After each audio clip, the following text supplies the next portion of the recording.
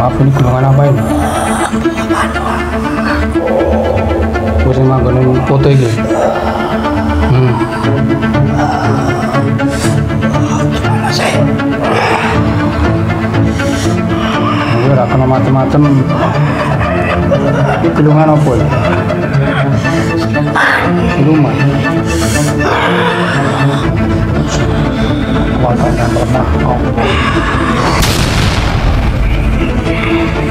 Ini nih, rasa sampean. Bentuk dua harus sambil jalan mana?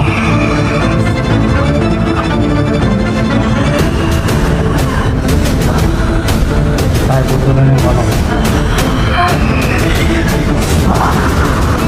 Iya, duduk ya. Muslim ya. Bismillahirrahmanirrahim. Assalamualaikum warahmatullahi wabarakatuh.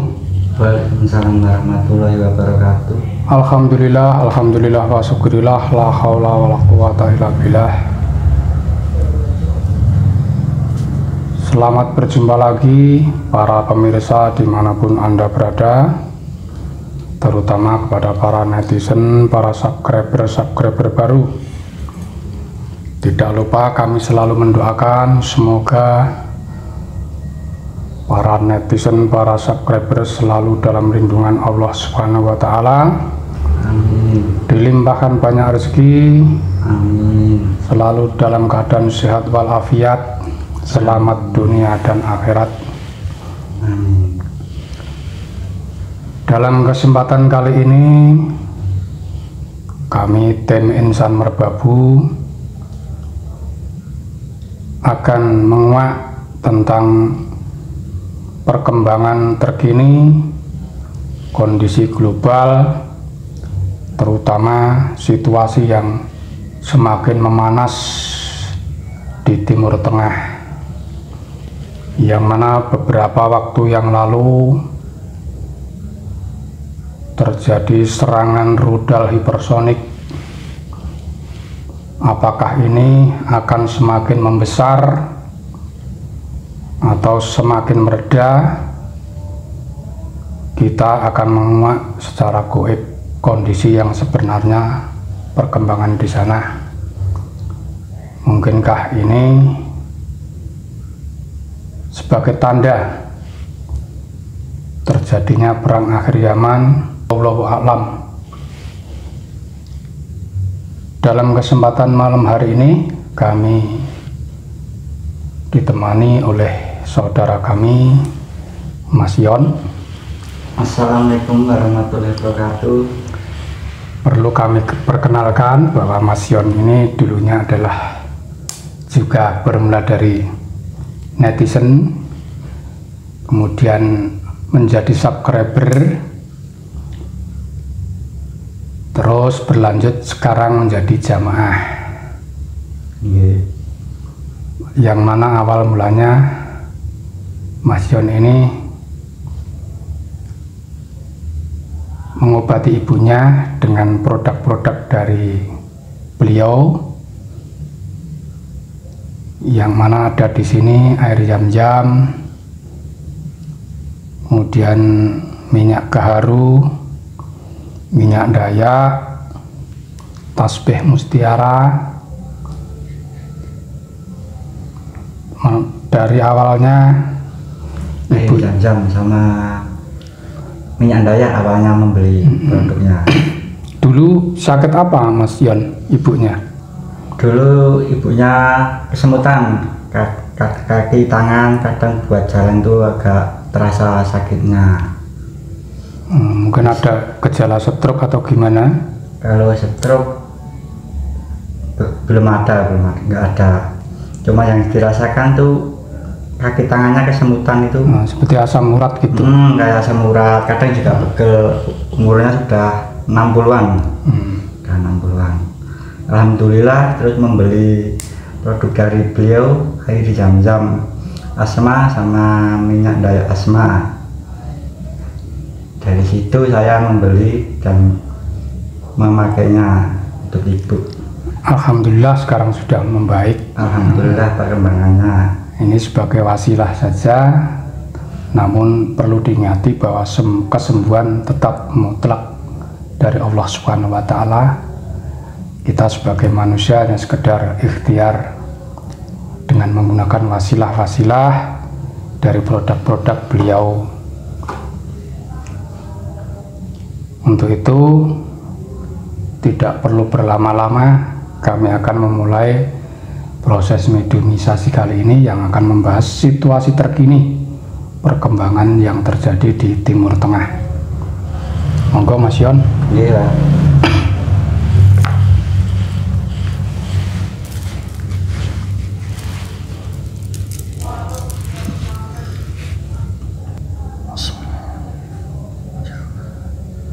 Dengan jenjang yang percaya dan nirwana, saya mentari tangan saya sesongkok goib yang mengetahui kondisi terkini di Timur Tengah.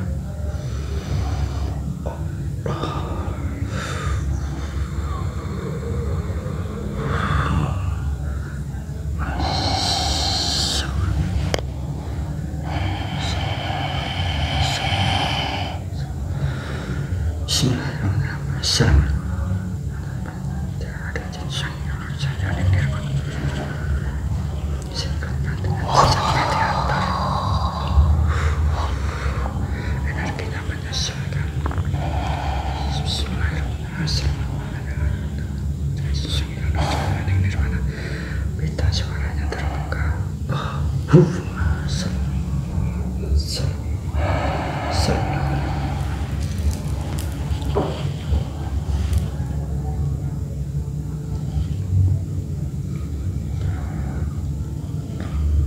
Assalamualaikum warahmatullahi wabarakatuh. Waalaikumsalam warahmatullahi wabarakatuh. Mohon maaf Mbah, dengan siapa ini Mbah? Saya adalah seorang yang dulunya prajurit Nusantara dari zaman kerajaan. Saya saat ini bertugas di Timur Tengah sana. Wujudnya apa Mbah? Saya leluhur manusia Leluhur manusia. dari Nusantara ini. Oh nggih. Sudah muslim belum Mbah? Alhamdulillah saya sudah menjadi pengikut beliau yang saat ini ditugaskan di Timur Tengah. Baik Mbah, mohon maaf Mbah, saya prospek dulu ya Mbah ya. Ya silakan.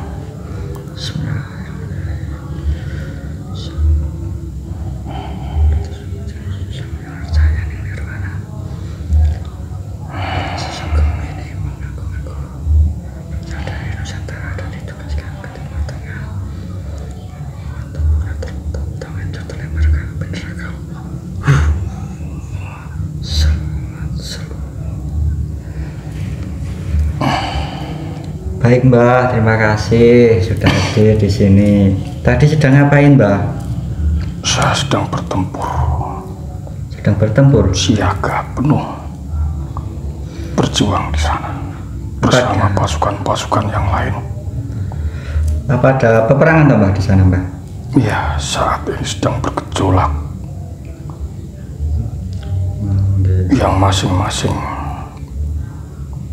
punya tugas di bawah komando beliau. Ya Mbak, kalau untuk kondisi saat ini di Timur Tengah secara gaib kondisinya seperti apa Mbak sekarang? Sama halnya di dunia nyata manusia. Di sana yang berperang juga dari bangsa-bangsa gaib, dari golongan bangsa iblis, jin-jin fasik, yang masing-masing berperang sesuai dengan komandonya masing-masing.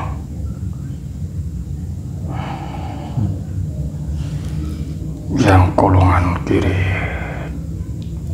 banyak dari golongan iblis serta jin-jin fasik. Begitu pula dari gunungan kanan.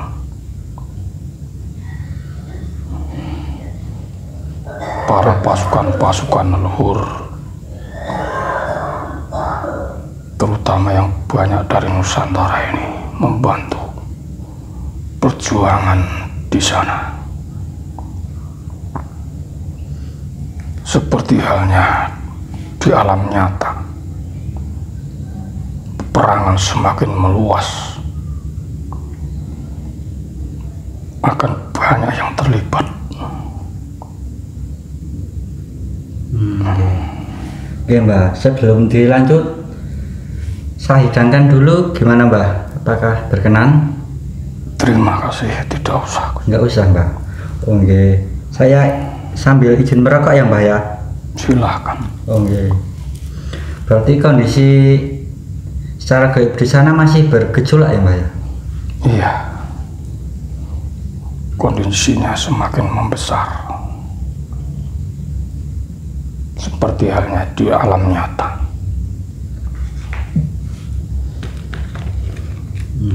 Bahkan saat ini sudah mulai banyak yang terlibat di sana.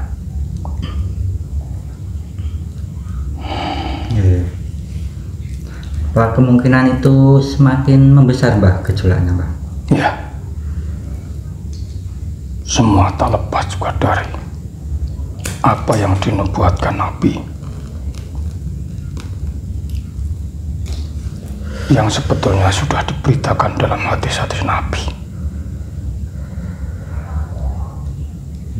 Hadis-hadis yang dulunya tersembunyi memang sengaja disembunyikan karena menyangkut peristiwa yang belum terjadi. Maka harus disembunyikan, hanya orang-orang tertentu yang boleh tahu. Bahkan ditulis secara detail proses terjadinya perang akhir zaman, dimulai dari perang dunia ke-1, dilanjutkan dengan perang dunia kedua, dan ini menjelang perang dunia ketiga. Semua tertulis jelas dalam riwayat hadis yang disembunyikan tersebut. Di sana tertera negara-negara yang terlibat, nama-nama negara, nama-nama tokoh-tokoh yang terlibat, tertulis jelas. Oleh sebab itu hadis tersebut disembunyikan, meskipun saat ini sudah mulai ada yang menemukan,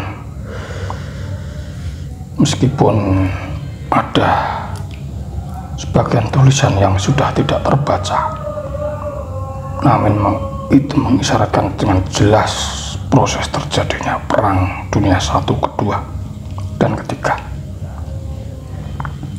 Berarti ini sudah yang ketiga Mbak? Ini adalah menjelang.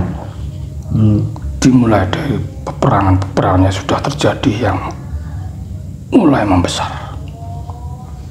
Ini adalah fase akhir zaman. Semua akan mengambil pilihan masing-masing. Berarti dampaknya bisa ke negara-negara lainnya Mbak, tidak di Timur Tengah saja?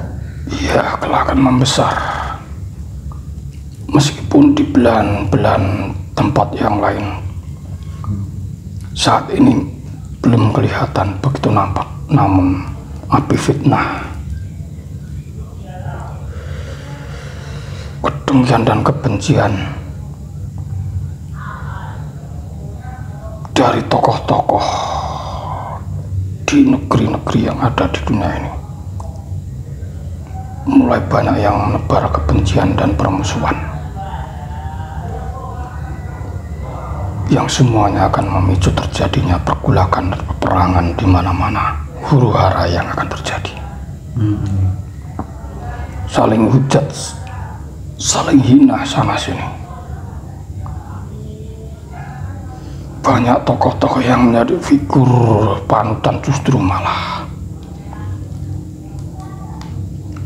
menjadi provokator, mengacaukan suasana yang seharusnya didamai. Semuanya akan nampak pergesekan sedikit, mudah sekali terjadi pembunuhan. Sebab itu tak lepas dari amarah-amarah yang disebarkan oleh pasukan-pasukan iblis. Ya Mbak, dari pergejolakan yang makin membesar itu, baik fitnah, baik peperangan di mana-mana, fitnah di mana-mana, pada kaitannya Mbak dengan kemunculan pemimpin akhir zaman. Iya, bisa dikatakan seperti itu. Sebab ini adalah memasuki fase akhir zaman. Tidak bisa tidak, pasti akan terjadi sesuai dengan apa yang ditulis oleh nubuat Nabi. Banyak hadis-hadis yang rahasia selama ini sudah mulai nampak. Adanya tanda-tanda pergolakan di seluruh bumi ini, carut-marut kehidupan manusia. Perekonomian yang kelihatannya kuat sebetulnya itu rapuh karena semua berbasis pada riba. Akan hancur keekonomian dunia ini. Akan terjadi kekacauan di mana-mana. Memang seperti itulah. Jika memang semua harus sudah dikehendaki oleh Tuhan Sang Maha Pencipta. Iya Mbak. Kalau kekacauan sudah di mana-mana, itu menyikapi situasi seperti itu kita harus bagaimana Mbak? Kita jangan ikut terseret arus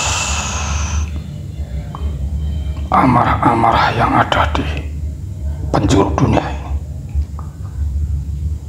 Jangan terprovokasi, jangan ikut saling fitnah, jangan ikut membalas omongan-omongan yang sebetulnya tidak pantas. Jangan ikut mengomentari, tapi yang terbaik adalah menjaga diri kita sendiri. Kita harus menjaga kebersihan hati kita, kembali ke jati diri, berusaha introspeksi diri, mendekatkan diri pada Yang Maha Kuasa. Harus seperti itu. Harus bertobat secara istiqomah, menjalankan ajaran syariat dan hakikat secara kafah. Harus mencari pembimbing guru yang bersanad sampai ke Rasulullah. Karena akan banyaknya kekacauan. Jangan mudah terlena dengan penampilan-penampilan yang seolah-olah agamis, tapi yang dibawa adalah kebencian dan kedengkian. Yang adanya provokasi dan memanas-manasi situasi, menghasut sana sini untuk saling menghajar, saling menyerang antara sama yang satu dengan yang lain. Sangat berbahaya. Hati-hati, ini akhir zaman. Pasukan Dajjal banyak yang menyusup pada orang-orang yang berbaju-baju seolah-olah agamis. Tapi yang terbaik adalah kembali mencari jati diri kita sendiri, menahan diri, membersihkan hati, hilangkan sifat rasa dengki, iri, benci. Bersihkanlah diri, bertobat secara istiqomah, berdoa kepada Tuhan Yang Maha Pencipta. Jika semua diawali dari diri kita sendiri, menghadapi situasi yang serba tidak jelas dan carut marut ini, nanti pasti jati diri sejati akan membimbing untuk dipertemukan dengan sang pemimpin akhir zaman. Ya. Mbah tadi kan bilang mencari guru pembimbing yang bersanad. Guru pembimbing yang bersanad itu yang seperti apa, Mbah? Beliau yang masih terjaga sanadnya, tersambung dari guru ke guru sampai ke Rasulullah. Beliau ini akan kembali memurnikan ajaran yang sudah banyak yang menyeleweng, banyaknya modifikasi dalam hal pemahaman syariat. Semua akan dikembalikan ke sejati yang asli. Maka untuk itu mulailah dari diri sendiri, bersihkan diri, kembali ke jati diri, menenangkan diri, membersihkan hati, beruzlah. Nanti akan dibimbing. Harus membersihkan diri ya, Mbak ya? Iya. Oh, Jangan ikut arus carut marut provokasi, jangan terpancing. Harus dengan hati yang bersih. Insya Allah nanti ada petunjuk yang akan menunjukkan kepada diri-diri masing-masing. Dari gejolak yang makin membesar tadi kan banyak bilang ada kemungkinan kaitannya kemunculan pemimpin akhir zaman. Nah, itu ciri-cirinya seperti apa Mbah, pemimpin akhir zaman? Beliau saat ini sudah ada, hanya saja beliau memang sengaja disembunyikan oleh Allah Subhanahu wa Ta'ala. Beliau tidak mengaku-ngaku,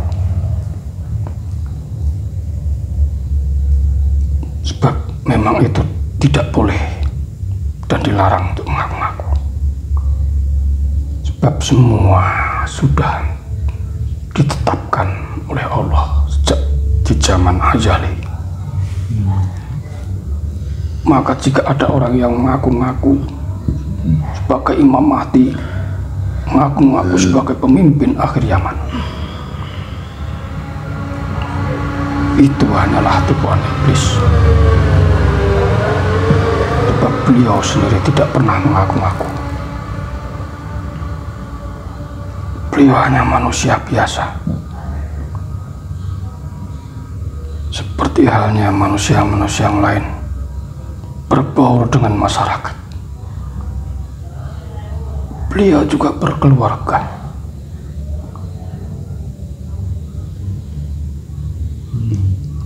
Namun secara hakikat beliau punya cahaya yang sangat menjulang tinggi ke langit. Hanya orang-orang yang hatinya bersih, orang-orang yang diberi petunjuk, karena hamba-hamba yang membersihkan hati, membersihkan diri, selalu beruzlah mencari jati diri, tidak ikut arus carut marut provokasi sana sini. pasti suatu saat akan dipertemukan. Seperti itu. Memang begitulah. Mencari beliau tidak bisa diiringi dengan nafsu, keinginan nafsu, tapi harus dimulai dari diri sendiri dulu. Selalu membersihkan diri, jiwa, raga.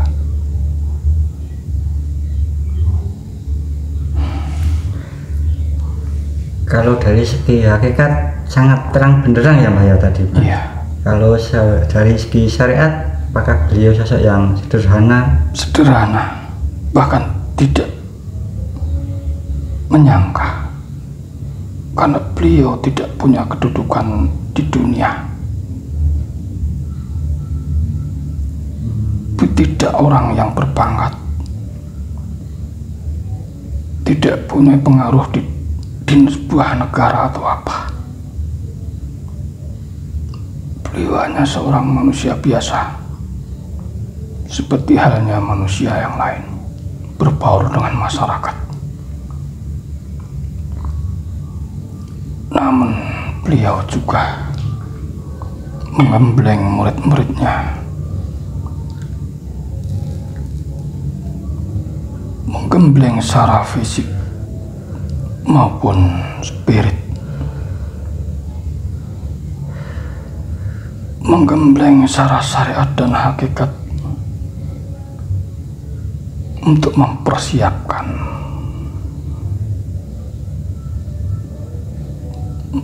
datangnya akhir zaman. Menggemblengkan secara syariat dan hakikat. Ya. Berarti lahir dan batin ya Mbah ya? Iya. Baik secara jasmani maupun rohani. Berarti sudah ada penggemblengan Mbah ini Mbah? Iya. Banyak menyantuni anak-anak yatim, mengerjakan agama tapi juga dengan beramaliyah, menggembleng murid-muridnya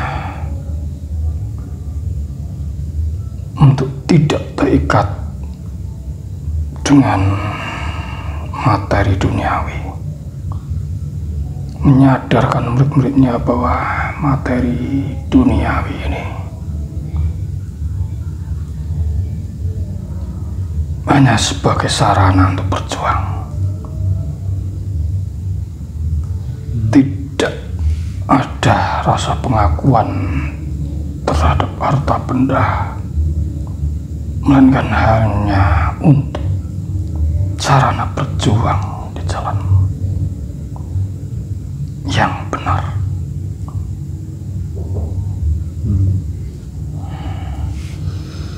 Memperbanyak sedekah, menyantuni anak yatim,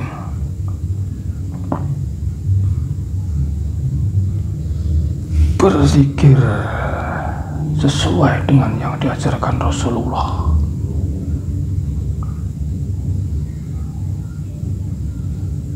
sesuai dengan syariat dan hakikat.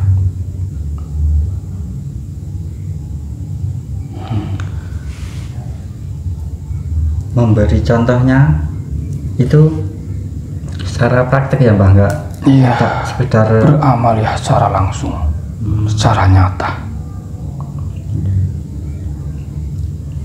membangun fisik juga spirit,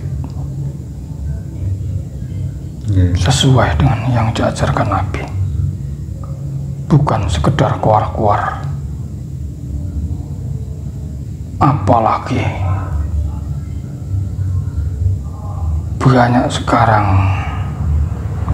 agamanya dijadikan kedok untuk mencari keuntungan pribadi, untuk mencari kekayaan pribadi. Itulah justru yang paling dilaknat. Oke, Mbah. Oke. Kalau untuk sekarang bagaimana, Mbah? Masih ada serangan apa enggak, Mbah? Serangan apa, Mbah? Rudal hipersonik. Iya. Kan diberitakan tadi ada serangan rudal hipersonik. Kalau sekarang gimana, Mas? Masih terjadi serangan itu? Kemungkinan besar ada balasan. Saling membalas antara kubu satu dengan yang lain. Mereka saling bekerja sama di kubu masing-masing yang akan semakin membesar. Korban akan berjatuhan. Mungkin Anda tahu sendiri peristiwa Perang Dunia Pertama, jutaan manusia mati. Disusul Perang Dunia Kedua. Padahal saat itu senjatanya belum secanggih saat ini. Anda bisa bayangkan nanti jika mencapai puncak, jadi peperangan akan semua keluar senjata yang canggih. Kalau dari segi gaib di sana juga ada peperangan enggak, Mbak? Sama halnya, Sama. berperang dengan pasukan-pasukan iblis, jin-jin fasik. Banyak juga ikut bertugas. Iya. Sana, Mbak? Pasukan-pasukan gaib Nusantara paling banyak terjun di sana.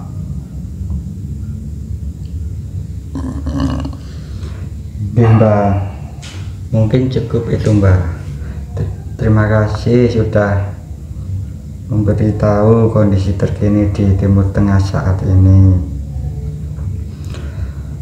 Mungkin ada pesan-pesan, Mbak, atau tidak? Monggo kalau ada pesan-pesan. Iya, untuk menyikapi situasi yang serba sulit saat ini. Maka itu tadi, jangan ikut arus provokasi-provokasi saat ini, terutama di negeri ini. Biarlah banyak mereka saling hujat, saling fitnah. Tidak usah ikut menanggapi dan mengomentari.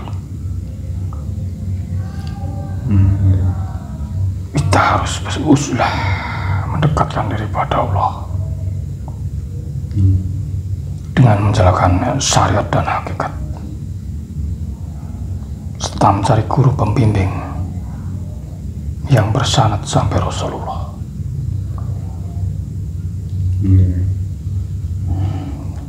Seperti itu. Sudah cukup, Mbak? Ya. Oh, okay. Mohon mengundurkan diri ya, Mbak ya. Ya. Mohon maaf. Monggo mengundurkan diri.